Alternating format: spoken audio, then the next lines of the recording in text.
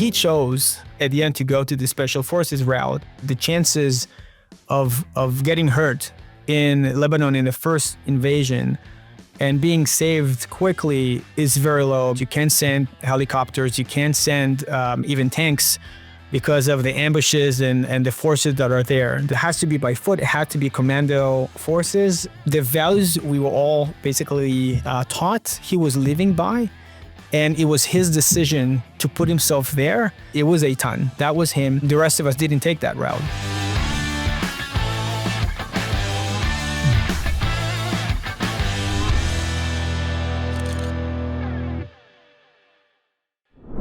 Chag Chanukah Sameach, Happy Hanukkah. Hanukkah, of course, is a holiday where we recall the incredible heroism of the Maccabees who were fighting against the Greeks and their religious edicts prohibiting the practice of Judaism.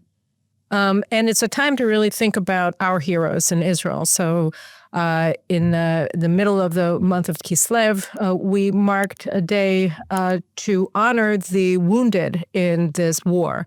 On October 6th, Israel had 62,000 wounded war veterans, and that number increased by 20%. We have over 13,000 soldiers who have been wounded in combat, and the IDF and our medical system are doing amazing things and really working miracles along with these incredible heroes to get them back up on their feet. But it's a struggle, and we salute them every day, and we should remember them particularly on Hanukkah.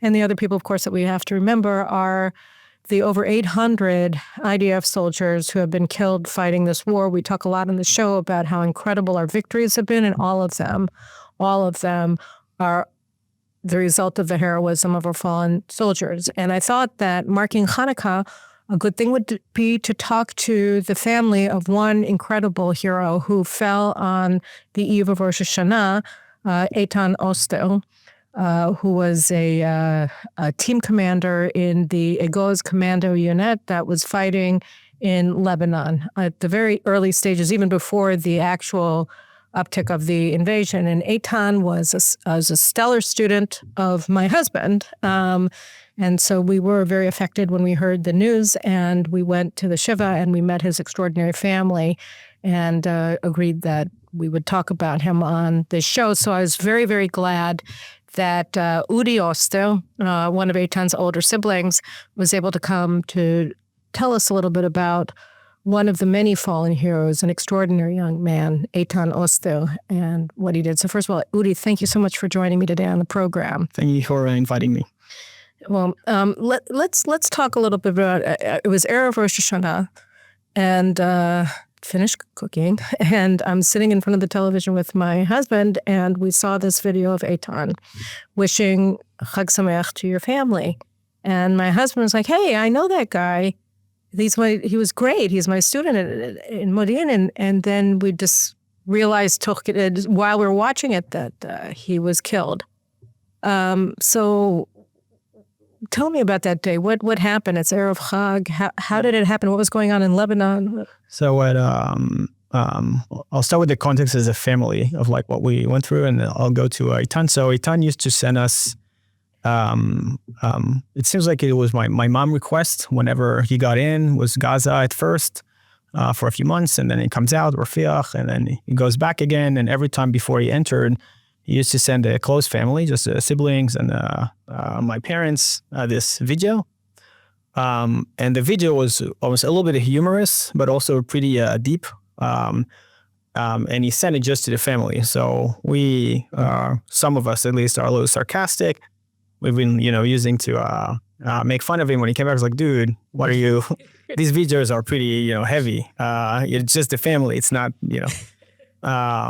So we got maybe 10 of those videos whenever he got in. The last one he sent was really about 2 or 3 days before the official ground invasion into Lebanon. I sent this video that ended up spreading after he got killed. משפחה יקרה, ג'ק צ'סטרון אמר שלוחם אמיתי נלחם לא בגלל שנאתו למי שעומד מולו, אלא בגלל אהבתו למה שעומד מאחוריו. בתקופה האחרונה בצפון הסתובבתי בכל היישובים, ראיתי את קריית שמונה, את משגב, את מטולה, כל היישובים האלה ריקים, ממש הפכו להיות ערי רפאים. זה היה אחד הדברים, וכמובן הצפון כולו שרוף ונטוש. זה אחד הדברים שהיו לי הכי קשים. אנחנו התכוננו הרבה, בגדול זה משהו שהחדירו לי כבר מהרגע שעוד לפני שהתגייסתי, כמו האחים שגדלנו עליהם בבית. ועכשיו הגיע הזמן, והמשימה שלנו זה להחזיר את תושבי הצפון הביתה. אנחנו מוכנים, באים חזקים. אני רואה את זה באמת כזכות היסטורית, ובעזרת השם גם משהו שישפיע על הדורות הבאים ולכל האחיינים שלי שהם לא יצטרכו להתעסק בדברים האלה. אני מכיר ומודע לגודל האחריות שמונח על כתפיי וכל האחריות של הלוחמים תחתיי, ואין גאה ממני להיות חלק מהמשפחה ולהוביל קדימה לקראת הגשמת המשימות. זה גם הזדמנות טובה להגיד לכם שנה טובה, שאני אוהב אתכם מאוד מאוד מאוד, שתכלה שנה וקללותיה ותבוא עלינו השנה הבאה לטובה עם כל ברכותיה. וכמובן אני מצטער כשפגעתי במהלך השנה, מי מכם לצערי לא היה יותר מדי זמן שניפגש ותיפגעו ממני, אבל אני מאמין אם זה קרה בזמנים הקצרים. אני אוהב אתכם מאוד מאוד מאוד, אתם תמיד איתי בלב, וזהו, עד הניצחון. ביי ביי. At about 10:30 a.m. in the morning, the gate is open in Reut. That's where my parents and Eitan lived, grew up, Reut Modi'in. And the informers basically come. My mom sees them immediately and understand. So he kind of burst, kind of crashing. My youngest sister is 18 years old, Tamar. I was also in the house, and my dad. And very quickly, my dad started making phone calls basically to the siblings to come in. Apparently, either the army let inform the siblings or they can come into the house. And my dad wanted to be the one to basically tell everyone. So he calls in my oldest brother, Elik, tells them, and then he calls me. Everybody basically said, Roshana. So at 10:30 in the morning, we're all kind of cooking or dealing with like preparation for the 3 days holiday. And I get a phone call. My kids, I had a babysitter in the house, and I have my oldest 4 kids, and the oldest one is 7. So he's kind of next to me. I'm full with I was making meatballs. So my hands are occupied with stuff. So I'm answering with my elbow, putting on a speaker, and I hear my dad, who is a very solid person with a little bit of a broken voice, saying, "There's no easy way to say it. Udi Eitan was killed. Come back home quickly." Something like that. And then I see my oldest kid. It was like, "What happened? Eitan, our uncle Eitan is dead. Eitan was killed." And I'm trying to focus on getting as quickly as I can home to my parents, while trying to manage the situation. I was telling him, Arbel, yes, Sabadubi just called. He told me that Eitan was killed. I'm trying, he'll probably be very sad right now. I need to go back to Reut to be with Sabadubi and Savtel to figure out exactly what happened. And you need to be here and help with your brother and sisters. And then I'm basically texting the babysitter that I'm going out. My brother was killed. I need to go out. So I go out. I tell my wife and I drive back basically to Reut. And we get there slowly. All the siblings were thankfully a relatively big family. Everybody comes in. It's a big family. Big family. Family, 8 kids. And everybody gather together, and it's very technical. From the informant's standpoint, a lot of questions about nobody knows anything. So all they can tell you is almost like, was killed instantly, if they know or not. We knew he was not killed instantly. It was at a hospital in Tzfat, Ziv in Tzfat. His body was there. Yeah, his body was there, and that's all we knew at that point. And they couldn't tell anything. And all my mom wanted to know was what happened. Was he suffering? Did he feel any pain? What exactly happened? But nobody can tell anything at that point. There's also nobody to talk to. And there were a few questions that were kind of in the air. One was the assumption they had was we'll not bury him today. We'll wait until after Rosh Hashanah. But my mom insisted that his soul will be resting today. So we need to bury him today. She doesn't want him to kind of hang in a hospital in Tzfat. He needs to be in his resting place where he deserves it. And the other question that was raised by them is like, do you want to bury him in Mount Herzl? Or would you rather bury him close to home in Modi'in? And my mom was like, it was almost a no-brainer for her. Like, Eitan needs to be in Mount Herzl. Like, that's where he belongs with the heroes he was following basically his entire life. And they were trying to convince her, you'll be close to him. And Modi'in is just like, wouldn't hear of it. Like, he needs to be in Mount Herzl and it needs to happen today. And there's traffic and like the body until it comes. There's a whole thing going around. And also a lot of like quiet. And one of the things I remember is like you see it right now, more people are now exposed to Eitan, to his light and in his say legacy almost. But at the time, it felt like we knew how lucky we are to have him. He also knew how appreciative we are of him. But at that point when we sit, I remember like the family, the close family, it almost felt like his light is gone, like Eitan is gone, done. He's not gonna spread anymore. And the only people in the world that knows about it, that knows what he could have done, are us. That's all. Like this is where that's it. And that's a very depressing thought, a very hard thought. And it's almost like part of the sadness basically start over there. And anyhow, at some point we realized that we'll have to go by ourselves. Like we'll take the cars. We're not going to wait for a bus or anything. And to Mount Herzl. Yeah, to Mount Herzl. So I go inside We're going out there to all of his friends and to his unit and to your friends. So what we realized, we spread the word a little bit. Like, because I mean, we saw the video at like 4 o'clock in the afternoon. Yeah, we get like from like some news reporters or some people are kind of asking a little bit about like first the entire family needs to know before they do anything. Right. That happened pretty quickly because my dad wasn't waiting for anybody. He wanted to be the one to tell this awful news. So very quickly everybody knew, and then you can basically give the press anything, like basically tell them. And because we had this last video there's a WhatsApp channel, a group channel just focused on Eitan and the family. It's called the Eitan Ballon Gaz, like a gas tank. And the reason is when he was in Gaza, we had no idea what's going on. He didn't obviously take the phone or anything. And in one of the videos of Dover Tzahal, of the IDF spokesman, they say we're here with, I think it was Rafiach. We're here in Rafiach with the unit of Egoz, blah, blah, blah. And then at some point we, everybody's blurred their faces, but we see someone that looks like Eitan. You saw like he's a lieutenant, like an officer. And we hear his voice shouting like gas tank, ballon gas, which whenever you enter a house and apparently there's a gas tank, you need to shout so you won't nobody will shoot. Or it was like, that's him for sure. It's absolutely him. And then we changed the name of the group to Eitan Ballon Gaz. And so we kept it this way.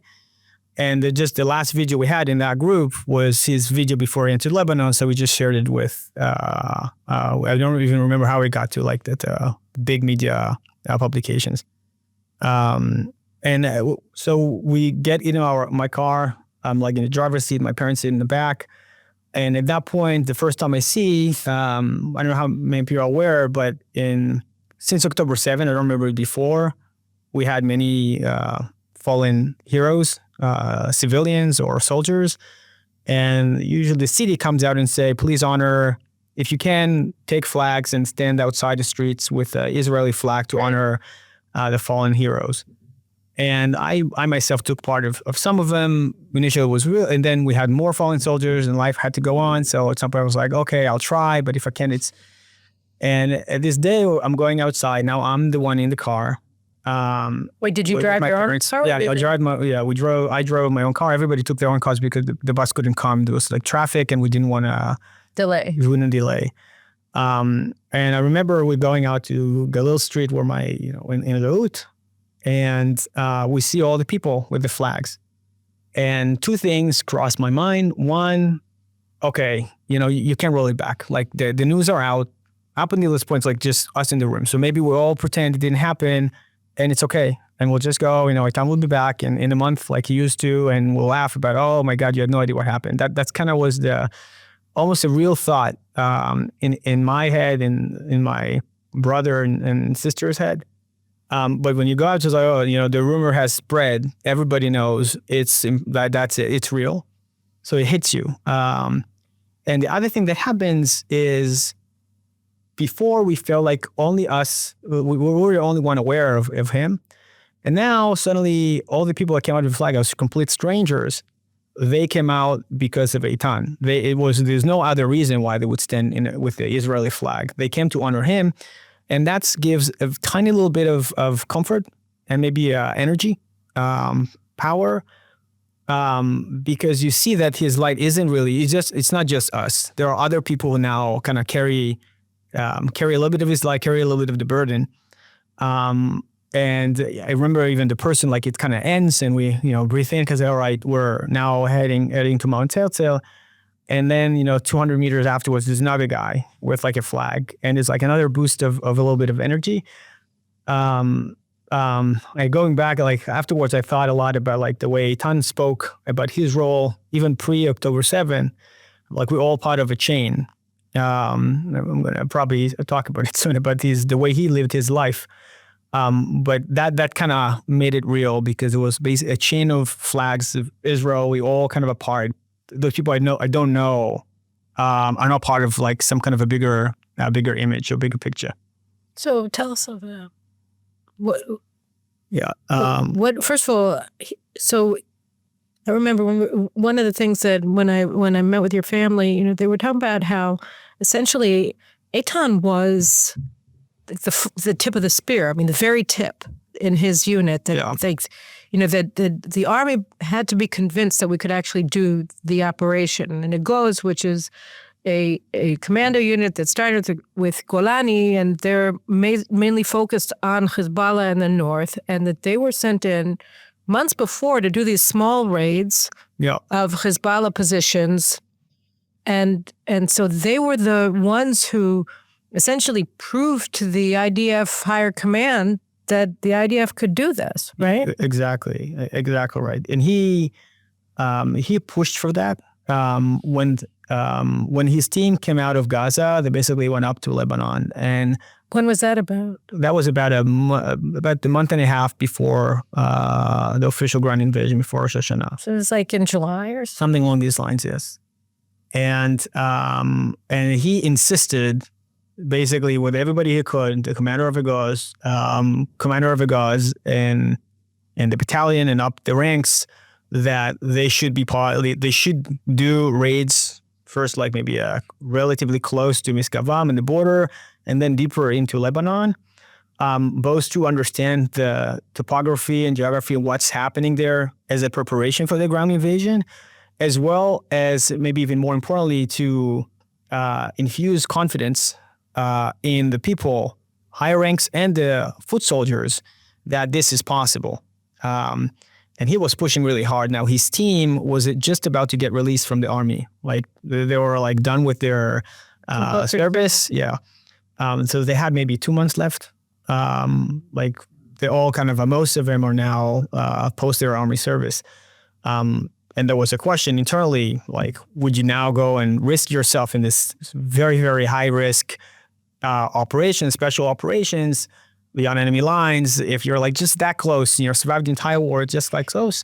But he obviously had I'm saying obviously because of knowing him, but there was no doubt in his mind that that's the role that they play now. And he was good, just like the video he sent, he was very good of explaining and giving these values to his soldiers, and they were all like, we're in for it. And after a few kind of debates within the military, he was able to convince them to go and for the first kind of a special ops in Lebanon. It was very, very successful. And then it's followed by a few other operations based on the template of the plan that he made. And then Eitan himself, he's 22, right? Yeah, he was 22. And he talked to us. He couldn't share much about the story, but he talked to us. And we saw how proud he was at like almost his peak performance and career within the military. He got recognized for his ability to manage these type of sophisticated operation, and it got to a point where he was presenting it to the kind of very high rank officer, the plan and what they should do, which most people aren't doing. He was recognized in his life as the top kind of officer in Egoz that has like a very bright career ahead of him. And, you know, again, that also gives a little bit of comfort. On the eve of the day before, they already entered Lebanon, and the way the operation works, and as we kind of managed the pieces together afterwards, they got in, and the commando brigade was basically the first one to open to get beyond enemy lines. And at the top of the commander brigade, Egoz and Maglan and so forth, was Eitan's like Egoz, and the peak, like the first person of Egoz was Eitan's team, Eitan Oster. And Eitan was one of the first basically to cross to the Lebanon's border. One of the interesting things, I was like, I asked his team, I was like, well, you were the first one to basically lead the entire military Israel army in the ground invasion. How does it work? I was like, practical. And he said, what do you mean? We cut the fence and we go. I was like, what do you mean cut the fence? And so they said they'll try and find the recording, but they said that there was a guy with like a big wire cutter, and he cuts the fence. And they didn't have the wire cutter. It was like someone from the engineering corp. So they kind of loaned it, they cut it, and then they cross in.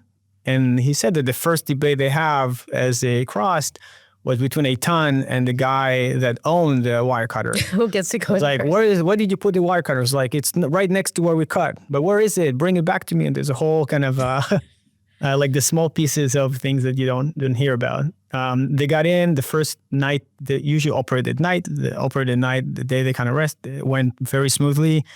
All based basically on the plan. And people kept on telling us that Eitan knew the best this area. He was there before.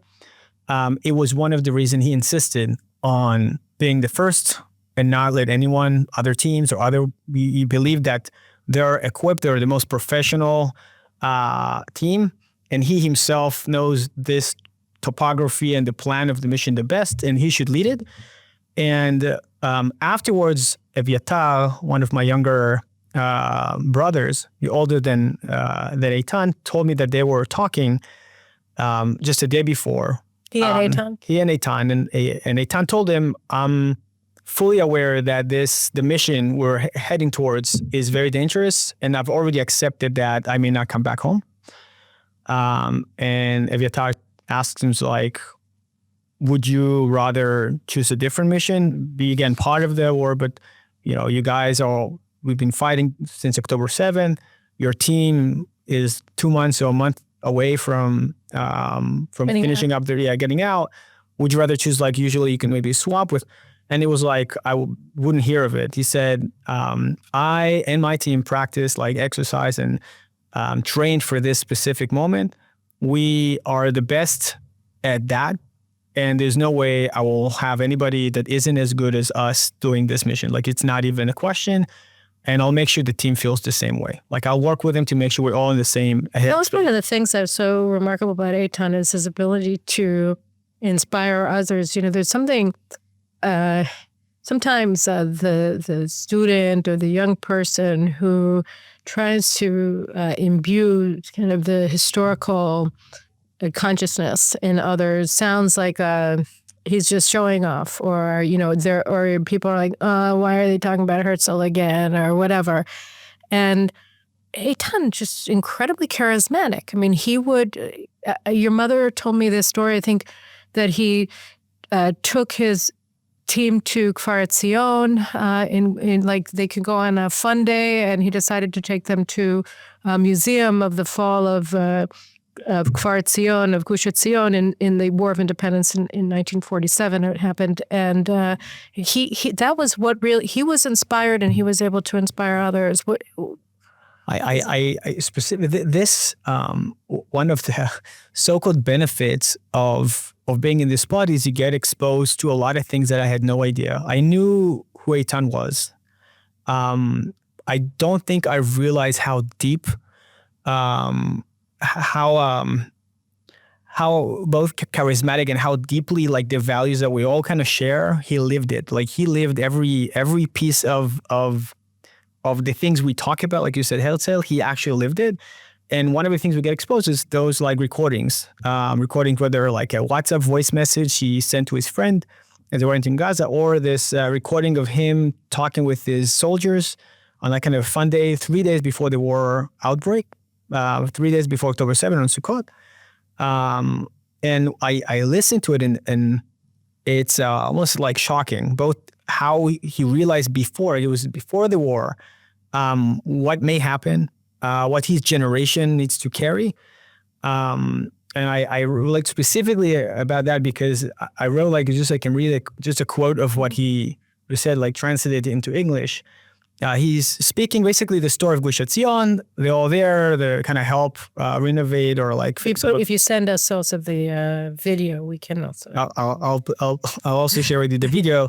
And they and one of the things he asked is everybody talked about this generation as the TikTok generation, or like almost like who, like those guys are not, like they grew up with iPads in their hands, that they're not even closely remote to what used to happen with the heroes of the past generation. And Eitan tells them at the end of this kind of fun trip, he says, it's a question I've wrestled with for a long time. Is our generation different than those past generation of the heroes? The generation of the 1948 war, Yom Kippur War, or of Moshe Zilberschmidt, who was like the leader of Gush Etzion. But looking at all of you today, I can say without a doubt, we are the same. You are the same. When the time comes, and it will, this is 3 days before the war, when the time comes and it will, whether in Lebanon, Gaza, Iran, or anywhere we're cold, we will all show up. It's something deeply engraved in our DNA, binding us in an unbroken chain to the warriors of 1948, those of Yom Kippur War and beyond. When there will be a need for our nation, we will put everything aside and defend our people. Now, and then he says, now it's been a long day. There's pizza for everybody. Make sure to only get 3 slices per person so everybody will have some. And that mix of like taking care of the very physical, practical thing of today and connect it to something way bigger, it's pretty insane. One of the things he also spoke about, and I think it's something that we got exposed with talking with all of the folks that fought with him and survived, is he said that there are heroes that are living as heroes throughout their life. So they live in this mind space that you said they're bigger. They have these values. And Eitan was like that. He always spoke like that. He was also humorous and he had his own tricks, but he always were able to live up to the values we all spoke about. But not everybody are like that. And so there are heroes that you can see them like that. And there are some people that you have no idea. And what he believed in was when the trigger happens, when something like that, there's an actual need, then in our DNA, Jewish people or the people, it will trigger that type of core capability to stand up, leave everything aside and go defend the people. And if you look what happened, Eitan and all his friends and the people of October 7, you see that that's like reality. There's a random civilians who would just like leave everything and just drive up south. Eitan himself had another thing about his characteristics. He had no excuses for himself. He never had like used any excuses himself for anything. And he had many reasons. As an example, even on October 7, he was at home on vacation, and his day job was to command new recruits, basic training for Egoz. None of them could actually go and fight just like the few weeks in the army. And when he heard what's happening, just like maybe an hour after the first sirens, he left everything, went to shul, say like the last prayer with my dad, took his stuff, went on a gear and went to the base, where he coupled with a few other leaders. And they themselves decided, and again, it wasn't his job, to take the guns, like go on gear, leave their recruits, like their soldiers behind, drive in a private car all the way south to help. That was basically how they did. Get to? They fought in Irim. And on the way, he was able, he saw obviously what many people saw firsthand, like, dead bodies all the way in like this horrible road. He also saw Machat Anachal. The great So he broke. the He broke his diskit. his The dog tag. to take with him so people would know. And then they fought in Irim. Steinberg, yeah. Steinberg, yeah, his father was here. And they went in Irim and post like that was like in the first basically few days it was fought in Irim and in a few others places there, releasing families, like taking them out from the houses and my brother asked him like, what did they tell you when you came there? Like, how did they react when you came? And he said that some reacted like very happy to see us and like, thank you. And some were very upset at us. They said, where were you? And my father asked him like, how did you respond? Like, what was your response to that? And he said, what can I say? We failed. We failed. He failed. Yeah. And he felt that it was his failure. It was his failure. And obviously it wasn't like he was a lieutenant. Asked for it. But it was his failure to protect because he was part of the military. That was his job, his duty, and they failed. And in the talk he had with his recruits post October 7, before they entered Gaza for the first time, he said he wrote we got his diary, what he wrote notes before he was speaking with the soldiers. Everything was very organized, very professional. And one of the things he writes is, we as a nation here, he wrote that we failed. Again, those people got basically recruited almost a month before October 7. We failed, and now it's our time to fix it. And we will not stop until all the hostages are back, and we will not stop until all the folks from the north are back in their cities safe. And that's the way he thought, and that's the way he spoke about things with everybody, basically. And something that I remember I was talking with my dad about is he felt like it's his failure, where in reality it's our generation. In other words, I feel I'm now in between, even though years-wise it feels like I'm maybe closer to Eitan. When reality I feel like I'm much older than he was. I mean, you're 16 years older than him. Yeah. It's our failure for giving up to this tactical feeling of peace and kind of calmness, where we can focus on our jobs or on things, sacrificing the future strategically. We were measuring things, but how many people were killed that year, and the least, the better, kind of almost in a tactical manner. And the price was paid by this generation.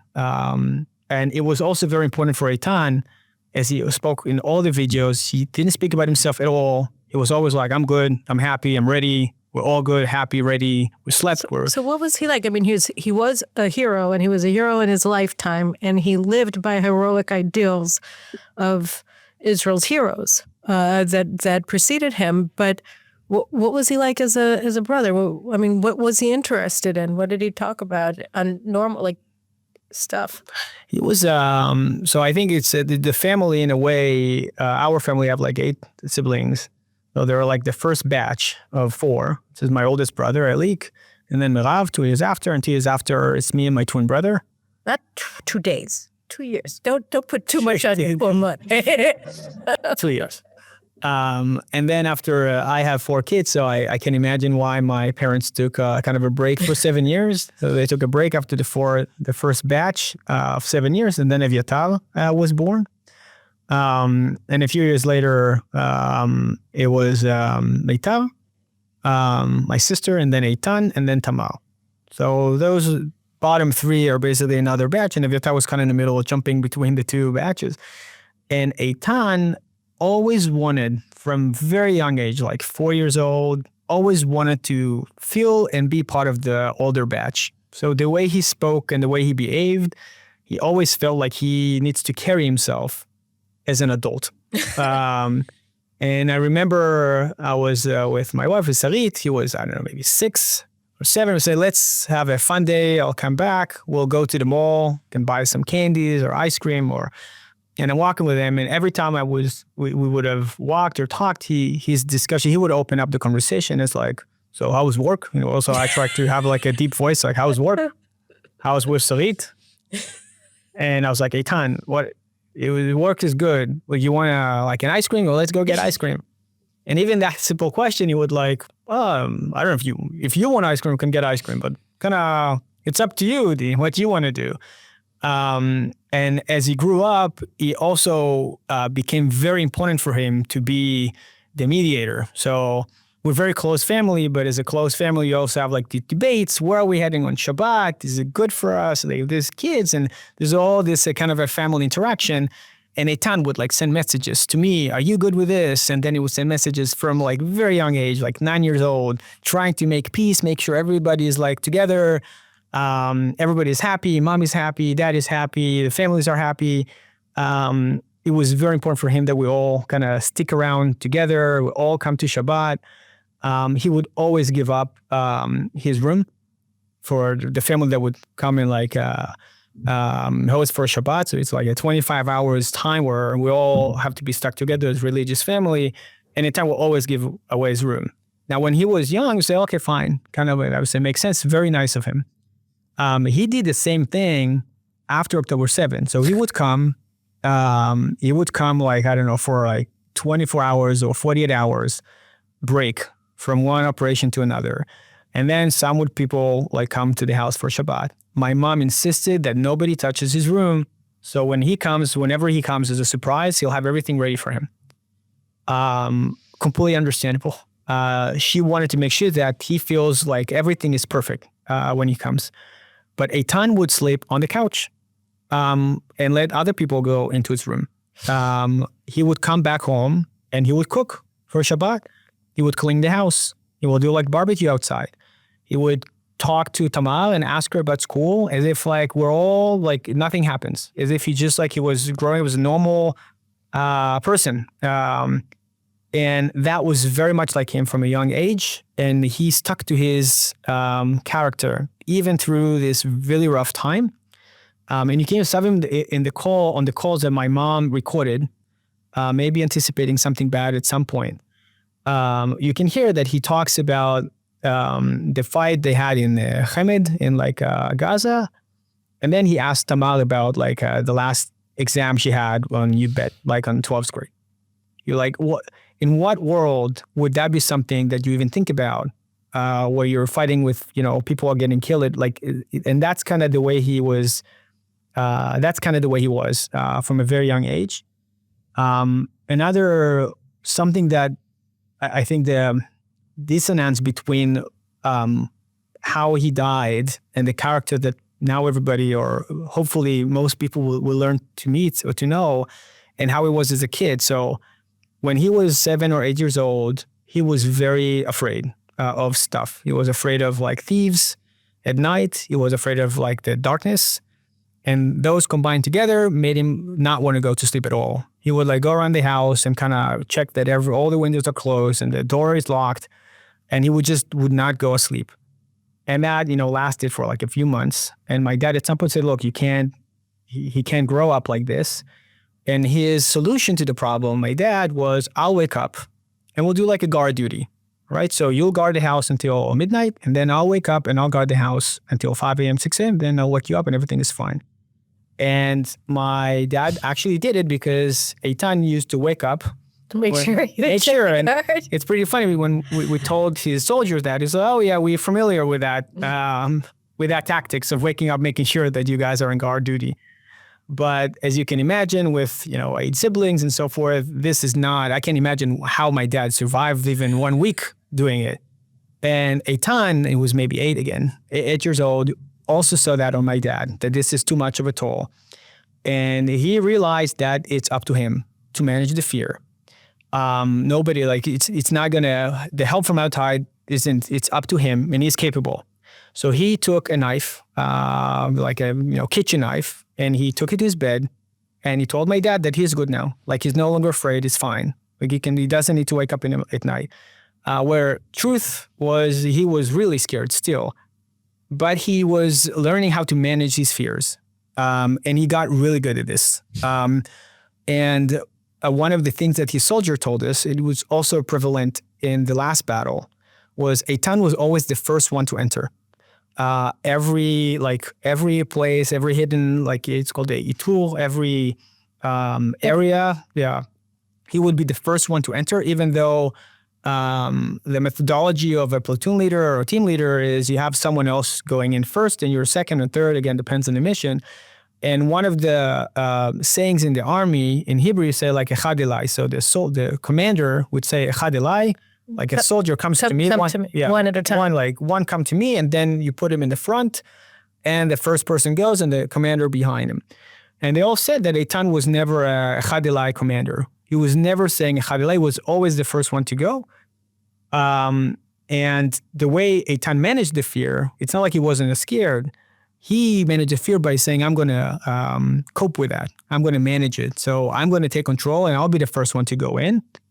And at the last battle, one of the things, what we've learned was at 4:30 a.m. or something along these lines, where everything is dark, they go with their night vision goggles. They go in this house quietly, and they see that it's like a 3 flats building. They go in the living room, they see ammunition, they see that there's something around happening there. And Eitan's it's in the living room, and then they recognize a terrorist that seems like was surprised because they were able to get quietly inside. They recognize one of the Hezbollah Red One forces. They start the fire, they shoot the guy, and then there was like a hell break loose inside the house. There's a whole Red One forces, 6 or so. So they surprised them, but they were there and they were armed. They were armed. Like it was basically preparation for them entering, but they did it as a surprise. And there was a whole battle. 2 people, soldiers from Eitan force, basically fell in the living room. There were 2 who were able to. They were killed. Yeah, they were killed. Itai Giat from the engineering corps, and Eitan's and one of Eitan's soldiers, Ol Mansour. And they were in the living room, but the team didn't know whether or not they're killed at the moment. There were also 2 wounded, also in the living room, right in the crossfire. And Eitan was also hit in his chest from probably a shrapnel of a grenade or something. He's basically falling backwards. And then he retreats a little bit to the front door with the other soldiers that were next to him. And they see that he has like bleeding stuff like that's basically crossed into his chest. But what they told us, he acted as if nothing happened. So they assumed it's maybe like a kind of a flash wound or something, because he basically kept on commands. He sent his lieutenant to go around to try and get from the roof to group with the other team that went up the stairs. And he's focused on basically saving the folks in the living room that are in the crossfire and the grenades. The 4 people who were there, 2 we now know they were killed, and 2 others basically survived afterwards. So Eitan is out. There's fire from like machine guns inside the house, outside the house, and it was hurt in the chest. And one of the gunners that was with him said that at that point they were the first time in their since the war began, they were very scared. They were like almost departed from the entire army, the first force.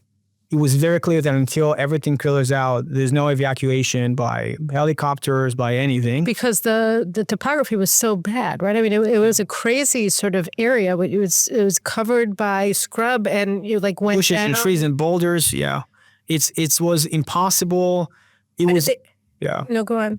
It was very clear when they went, and I think looking back, Eitan knew, like he was very professional about that. I think he knew that the chances of getting hurt in Lebanon in the first invasion and being saved quickly is very low, because up until everything clears out, you can't send helicopters, you can't send even tanks because of the ambushes and the forces that are there. The topography just doesn't let you to do anything.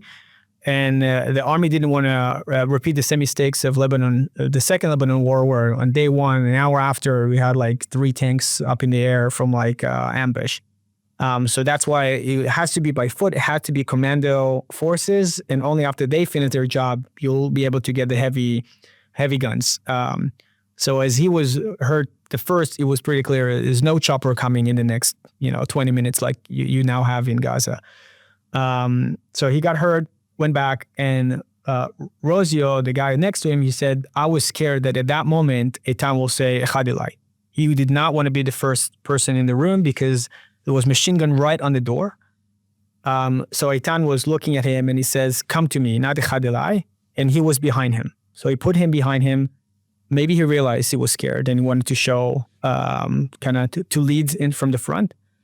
He enters the room, start putting fire, shooting basically at the Radwan forces.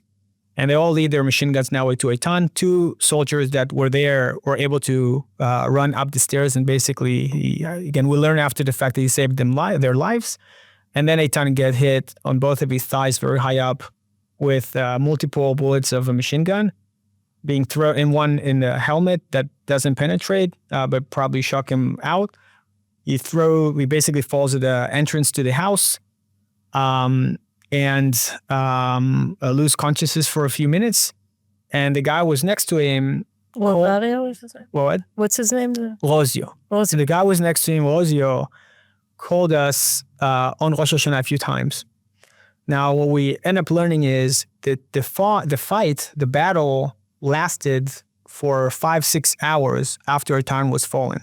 So when we were already at Mount Herzl burying him, his team was still fighting at that area. There were more than 50 Radwan forces that were. How did they get him out, though? I mean, I understood that he actually ended up dying from loss of blood. That's right. Yeah, Rosio pulled him out maybe 2 seconds after he fell, but he called us to say sorry for not pulling up immediately because he was scared that he will die at the spot. It was very important for him, so I answered the phone on Rosh Hashanah to kind of hear him and says, hey, it's Rosio. I was Eitan with Eitan, and again, maybe 2 seconds, maybe less than that. He pulled him out. They put cat, basically to try prevent the blood from flowing out from his thighs. That is relatively painful, so he woke up and he started giving commands again on the network. Still kind of a operating situation, where is the team, and kind of asking about his soldiers. And at some point, his lieutenant realizes that Eitan is not at a place to function and actually but he doesn't let go because he feels responsible for everything that is happening. So he goes on and on the radio, Eitan, this is Yasu, your lieutenant. I'm taking command. It's all good. Kind of you can let go, focus on, it's good. You taught us well, we're good. And Eitan, still losing blood. And the team at that point realizes that he will not, they'll need to do it by foot. He will not survive if they keep him like that. Rosio and a few others just starts carrying, and a paramedic and the medic start carrying the stretcher basically up the mountain. And that lasted, they're trying to explain to me that how hard it is when you have blood that you need to infuse, to hold it high, and you need to carry a person over a boulder of a meter and a half high over and over again at an area that you're not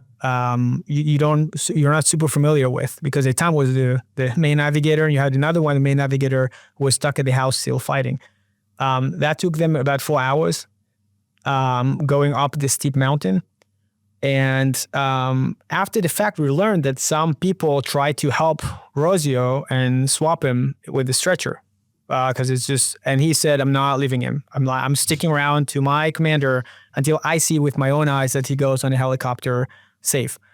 And when they got up, again, another procedure, they want to put him on a hammer, on a jeep to drive to the helicopter. And Rosio wouldn't let go. Up until a point where the doctor who was there and we met afterwards said, I told this guy, he didn't know his name, you either come off the Jeep right now, the vehicle right now, or we won't be able to drive. And only at that point, Rosio was all right. And he kind of let go. At that point in time, was still alive, but, kind of diminishing. And then at the helicopter, it was clear that he's in a critical condition and he died at the hospital. one of the things to note is it was very important for us and my mom to know exactly what happened and what he felt. And there were a lot of people. It was like war. There were more than 50 wounded soldiers at that event. So it was a mass, kind of the first kind of... like 10 killed, is that right? It was, I think there were 6 that day, 6. And then the day after there were maybe 2 or 3 more. So we were trying to meet all the people that were in touch even for a second or a minute with Eitan. And I especially remember, and they all come with like their tactical uniforms with like the dust. I was like right from Lebanon, and then they go right back up just to meet with the families. And one of the meetings I really remember was like the 3 people outside of the team, like some of the team members that came, 3 people like a medic, a paramedic, and kind of another soldier that were with Eitan when they receiving Eitan when they went up the steep hill before they got into the Jeep and the helicopter. And they're all sitting in front of us with their uniforms. And my mom is asking them like questions to their like, where exactly was it hit? And everything that's possible. Now, they were up the mountain. They weren't at, the bottom. They weren't part of the battle. But she's asking again some questions about the battle. And I remember that I lose my patience. I was like, Mom, they don't know that. They were up. They don't know that. But they were like, almost like, it's fine. And they're repeating again and again with like infinite amount of patience. And I remember that Eitan was always like that. He used to call in this phone calls during the war. And with, the family, kind of a group video chat. And my mom would ask him, again, the same, like, who is that commander, ranks, all this stuff. Now, we all went to the army, not expert, definitely not like a combat like Eitan. But Eitan was repeating the same thing to my mom. And one of the things that was very almost impossible for me to fathom as someone who doesn't have a lot of patience, how he would never say, Mom, I already told you, or Mom, I don't have much time right now, or he will just repeat the same thing over and over again in a calm, happy way, as if this question was never asked before, and he's just going to do it again. And when that person was telling my mom again the same story, he was hit here, this is what we did, like as if there's nobody else in the world. His friends aren't fighting and dying right now in Lebanon. There's no other families. It's just us and my mom. And he has all the time in the world to answer all the questions that he has. For me, I feel like, that's a little bit of Eitan. They're very professional, very calm, very patient. And after maybe an hour that we go through this, and they're all giving us the feeling there's no words, it was just us and Eitan, and we have all the time in the world. I don't know where I came from, but I asked them, are you like reservists? Or you're like that's kind of your day job? And they all say, oh, we're reservists. And they asked, so what do you do in life? I don't know why I asked it. And it was so out of place because we're all surrounded like Eitan. It's like, what are you talking about?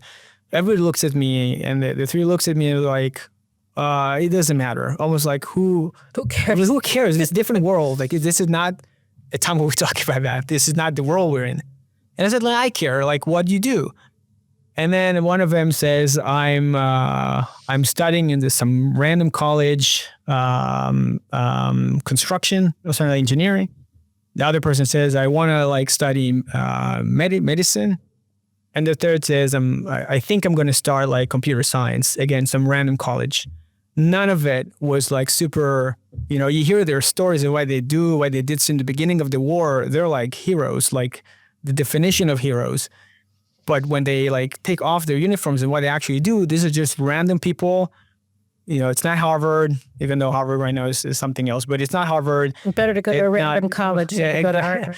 But it's not like the Technion.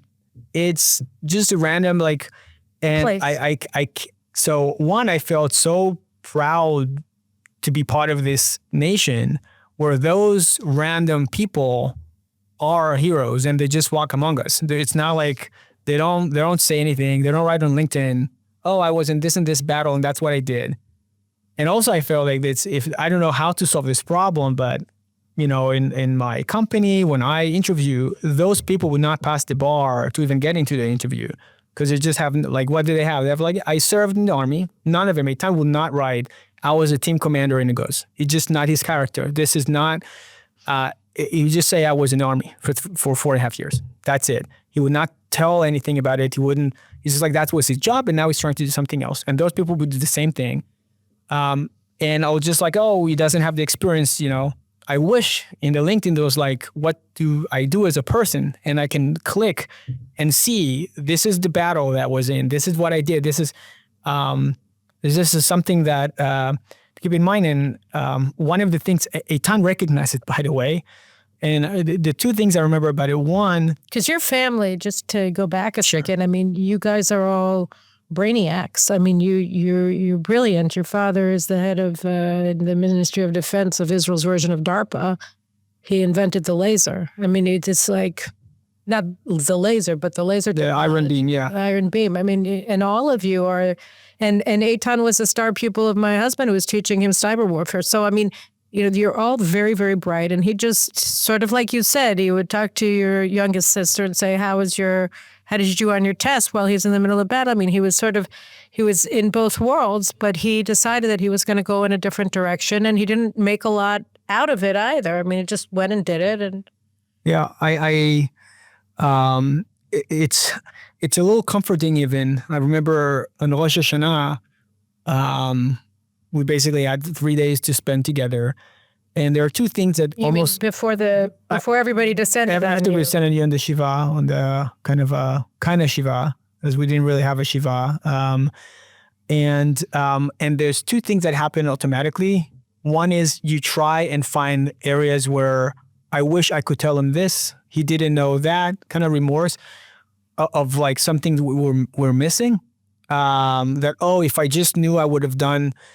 And thankful to Eitan, who was very thoughtful about it. He made sure there's no loose ends with anybody in the family. Like he worked hard to make sure that. So none of us have any feeling of regret in that sense, that we could have told him something or, and another thing that I really remember is there was kind of Eitan was sharing with everybody, and he made you feel like your opinion matters a ton to his decision, to his life. So he was able to go to the intelligence route, just like all of us. And he also, unlike all of us, he also had the opportunity to go into the special forces.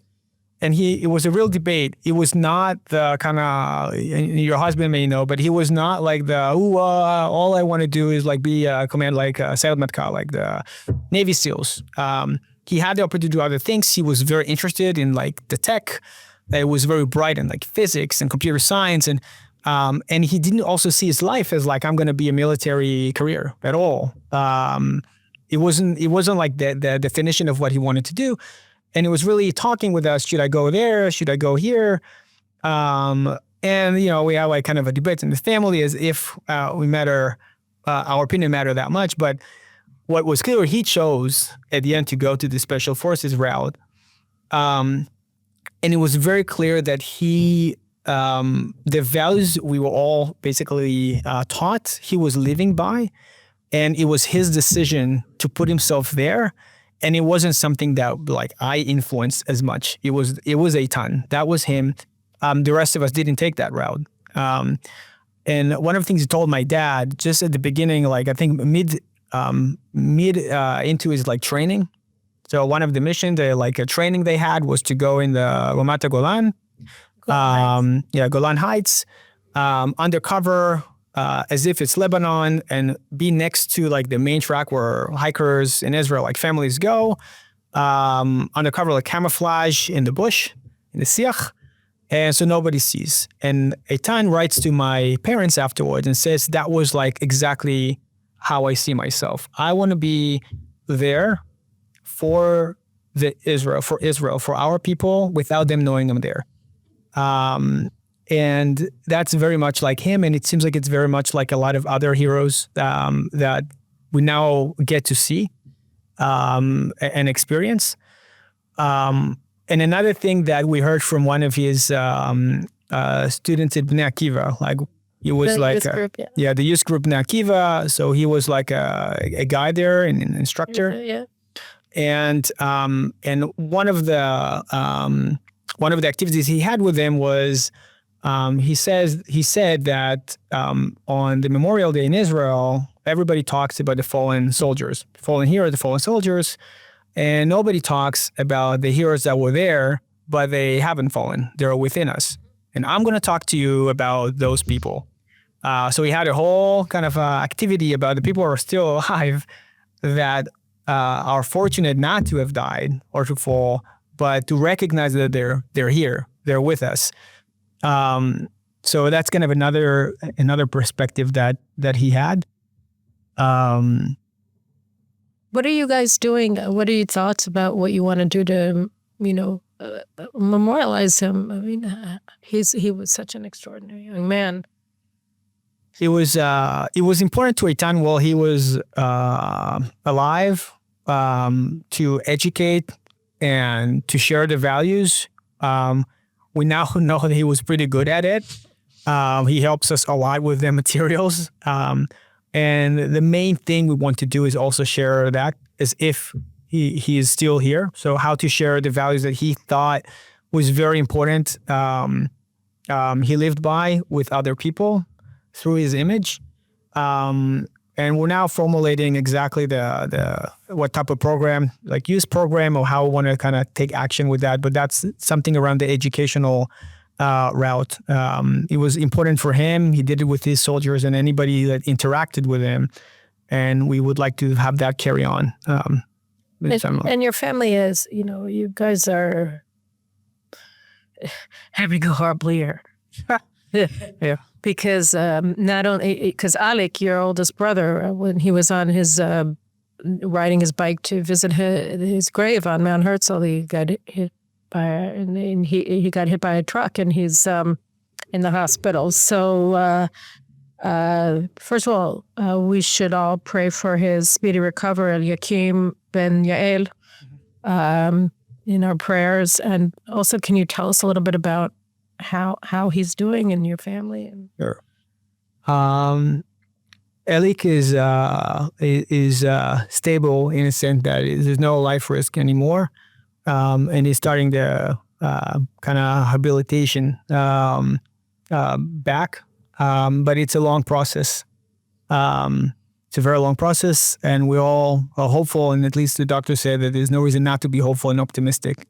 So we're all hopeful and optimistic he'll get back to us exactly as he used to be. Maybe a little bit less bitter sometimes, so maybe a little bit improvement, but get rid of that snarky sense of humor. Exactly. And we are surrounded by a lot of people that want to help. And Elik was able to touch many people in his writings about the experience he went through in Eitan. Gave words to feeling that we as a family couldn't really express well. So on his Facebook, he used to write big pieces about Eitan. Before he was killed or after? Mainly after. Mainly after he was killed, about the experience he's going through, the mourning and in general about Eitan. And that's something that we also miss because he felt like Eitan was maybe the heart and Elik was the mouth, the tongue. And now we kind of miss them both. But we're a strong family. We'll prevail, and it's also important. Like my dad said it right after Eitan was killed. In the 3 days, we could moan and be sad about what we'll not have anymore, which is kind of a big part of the sadness that adults feel is the future you imagine for the person you love that will not happen. My kids don't think that way as much. So if they want Eitan now, they could be really sad, cry. But if they don't want him right now and they think about the past, they're very happy. There's not a glimpse of sadness because Eitan was amazing. And my dad asked that in these 3 days, we do like almost a Thanksgiving meal, like to say thanks for all the 22 years we did have with Eitan and the good things that we had. And I think that's kind of a good, we all in Israel experiencing a really tough year in a sense. I think it's important to focus also on what's good and the happiness. Represent what we do have, all these heroes that we're surrounding with, and not just like kind of let the sadness or depression in a way take over. And it's hard, but we're trying to do the same thing as a family. Focus on who we have here, the experience we had before with Eitan, and also I'm sure, as we can see, I'm sure we're heading towards a very bright future. That's what I believe, and a lot of it thanks to all these people, including Eitan. So I think we should all be optimistic about the future and also happy about what we had in the past and also about the present in a sense. And I think it's also important for us to see Eitan as he saw himself, which is as a link in a chain, an unbroken chain of Jewish heroism. And like you said, with the medics and the search and rescue who took him back to Israel, that these are just normal people. And he was right. You trigger it. Like he said to his soldiers 3 days before October 7th. It's a trigger, and it goes off, and everybody knows that, we're one people. We have to defend ourselves, and it should inspire us in our lives and in raising our kids. And he's now, we didn't want him to be, but he's a link in that chain, and we're blessed with his memory. And I just. My heart goes out to you and your family, and I think with me, you have thousands of people watching this. So I just want to say thank you very much for your sacrifice, and thank you for having me and letting me share his story. He's amazing. I want to thank you very much for joining me today, and give my best regards to your family. Thank you. Thank you so much, Caroline. Okay, and we'll see you guys soon in another edition of the Caroline Glick Show. Take care.